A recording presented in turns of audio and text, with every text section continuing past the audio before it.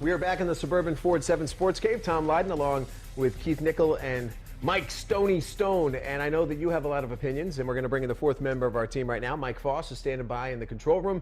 He's monitoring what's happening on social media. What's happening, Foss, man? What is happening, guys? Very good morning to you. And as you might imagine, the mustachioed Mike Stone is very popular on Twitter already. Let's get to what the people are saying using the hashtag 7SportsCave. Alex, one of those people chiming in saying, Stoney, that stash is epic. Paul saying that the team's best wide receiver dropping 2 balls on a crucial last possession drive. Brady's probably gone, but nobody would overcome that. Gary saying, take away all the Legends jerseys for the Ohio State game. Nobody deserves to play with those numbers. Embarrassing. And finally, question for you guys. Can you guys ever remember when MSU had more NFL skill at the skill positions than Michigan? Guys? Maybe back in the 60s, because it's not even close. Right. Well, let's talk to a guy who played a skill position and made the choice to ultimately go to Michigan State. Your recruiting and your journey through college was very circuitous. You went through Oklahoma, but what was it like for you, and why did you end up in East Lansing?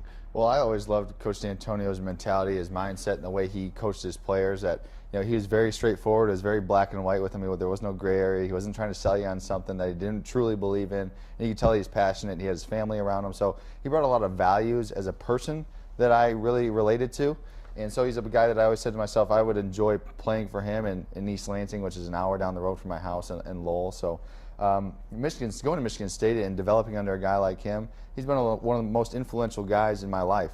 And so to play for him, it was an honor, and he really developed me into the athlete that I ended up being in my senior year. All right, so how does Michigan get back there? Because they're most likely going to have a coaching change. It may be a while before they get the guy that everybody wants them to get. You may not have a guy in place till January. Well, that's the biggest problem, and the interim athletic director, Hackett, said yesterday he's going to evaluate Brady Hoke at the end of the season. Well, the end of the season will probably be a week from today.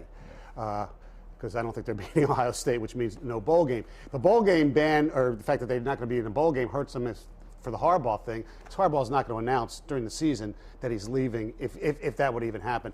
There are a lot of good candidates out there. The other thing to talk about is recruiting, and Mike Weber decommitted yesterday during the Michigan-Maryland game, and that's a whole different thing. This whole verbal commitment stuff is a joke. Yeah, well, that's a whole nother topic, which we really need a whole nother 30 minutes to discuss. We're going to take a quick break. We'll come back. We'll talk about what's going on around the rest of the Big Ten. Some crazy things happening.